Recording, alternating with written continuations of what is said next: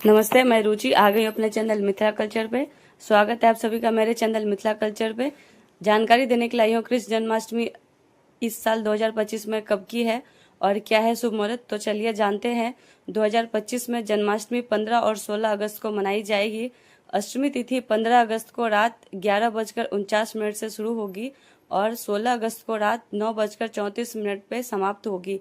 इसलिए 15 अगस्त और 16 अगस्त दोनों दिन जन्माष्टमी मनाई जाएगी। 16 अगस्त को निशिता पूजा का मुहूर्त है 12:09 से 12:54 तक रहेगा, जबकि 17 अगस्त को रात 12:04 से 12:47 तक रहेगा। शुभ मुहूर्त 15 अगस्त अष्टमी तिथि 11:49 से शुरू होगी और 16 अगस्त अष्टमी तिथि 9:34 पर समाप्त।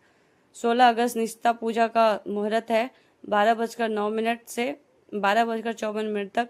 17 अगस्त को निशिता पूजा मुहूर्त है 12:04 से 12:47 तक। यही जानकारी थी मेरे पास जो मैंने आप सभी को बताया है। मेरे चैनल पे आप लोगों को वीडियो पसंद आता है तो लाइक कीजिए, सब्सक्राइब कीजिए, शेयर कीजिए। जय मिथिला, जय मैथिली, हैप्पी जन्माष्टमी।